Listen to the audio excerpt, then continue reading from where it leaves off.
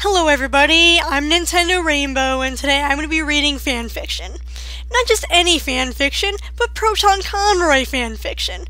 How better can it get? Well, anyway, I had people on DeviantART telling me that I should read some fanfiction.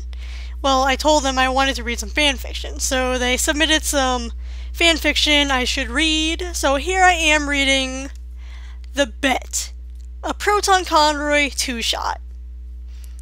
Okay, I'm going to do this and see how well it goes. Okay, guys? Let's see how well this goes. I'm going to start reading in 3, 2, 1. Disclaimer, I do not own the Runaway Guides in any way, shape, or form. Although I wish I did. Well, I feel the same way, honey. Okay. Not again! Emil flung his controller at the wall as he died again, knocking over a glass bottle and shattering it on the floor. God damn it, not this too. Getting up to clean up the mess, the young male tripped, flipping the coffee table in the process. All the while, John roared with laughter, not bothering to hide his amusement.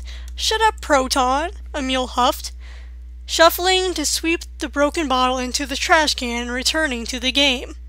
The fed-up pun master stared at the wall, so frustrated he could hardly see straight. John wagged his finger. Not now, Emil, the elder of the two jokingly scolded. You know better than to throw things around. Remember our bet? Emil sighed. How could he forget? Flashback. Steve, John and Tim chorused, attempting to annoy Emil as much as humanly possible. Although it usually didn't bother him too much, Emil was on the edge.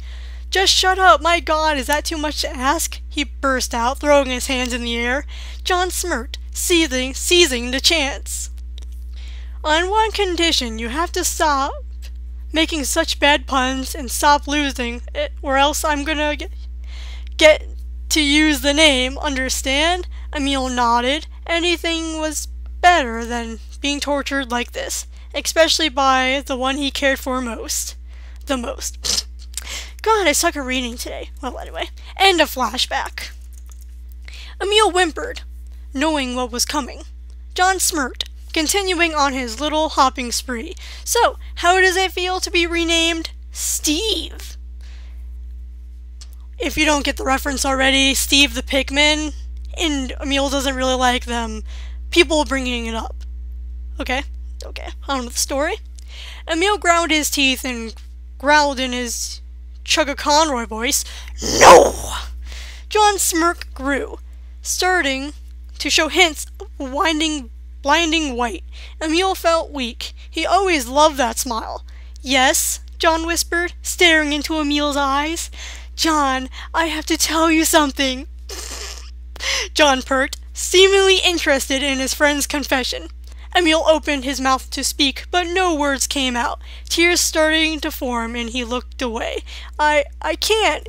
He buried his head in his arms, not looking at his friend. His crush. His everything. John cradled the frustrated boy, soothing him. But you can, Conroy. You can. John wrapped his arms around his buddy, pulling him into a tight hug. Chugga slowly raised his head, gazing into the face of his best friend. But John! Oh, for Christ's sake. I just ended up, losing the whole thing. Hold on 1 second, I need to wait for it to load. Sorry, okay. Let me get to it again, because I ended up accidentally pressing the wrong thing on. I ended up skipping to the next page on accident. Hold on.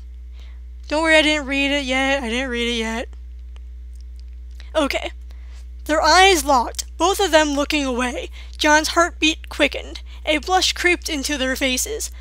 Emil opened his mouth, ready to talk, but John silenced him with a look. John cradled the younger male's face in his hands. This was it. The most anticipated moment in his whole life. You know, you can be a real idiot sometimes, Emil laughed nervously. John tilted his chin upwards, locking eyes again. I know, he replied, but only because I love you. With that, that, he proceeded to plant a kiss on Emil's left cheek. Joy surged through both of their veins. Yes! Okay. After a lifetime, John pulled away, dropping the embrace, as the two sat onto each other.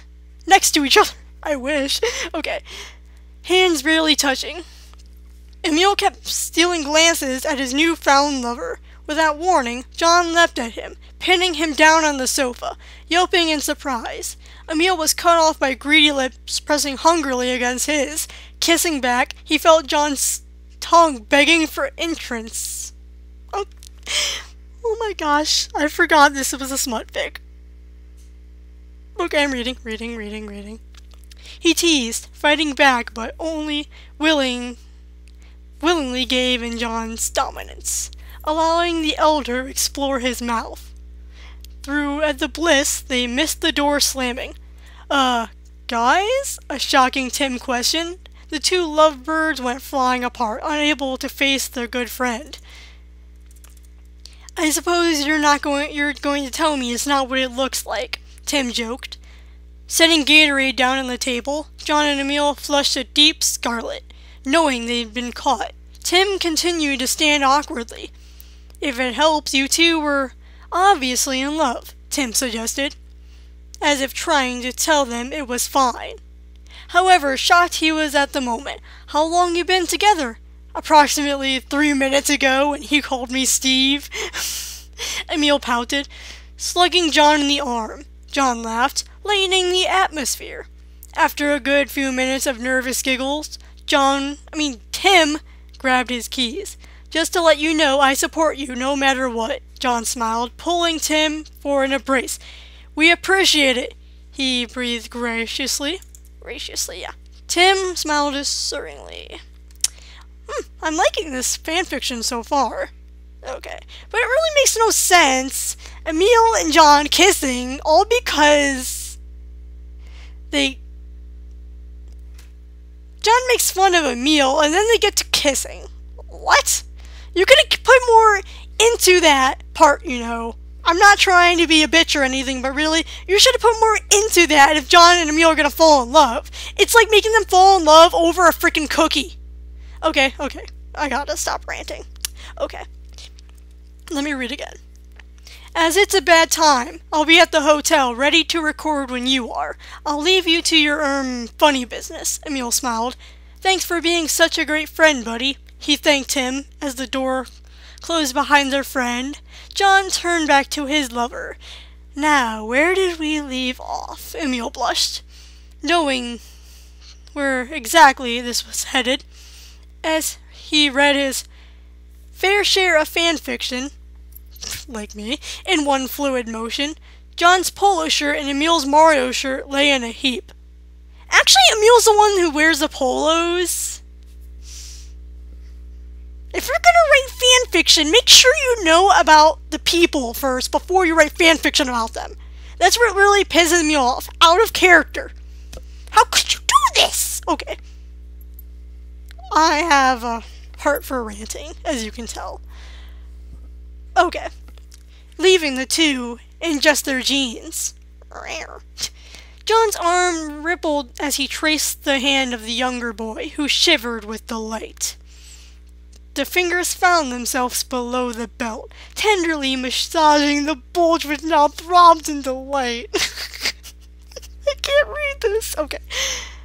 Emil gasped with pleasure. He leaned in, nibbling John's ear and whispered, "Take me to the big." And scene. They stopped the fanfiction right there. It was just getting good, guys. It was just getting good, and they stopped the fanfiction right there. They made me read that much for nothing. I wanted to read more ProtonConroy smut. Oh well, I'm just gonna sit here hoping for another chapter that I can read more. I'm sad now. Well, anyway, this is NintendoRainbow, and I just read The Bet, a ProtonConroy 2-shot. Thank you very, very, very, very, very much for watching, guys. Bye-bye. Ta-ta.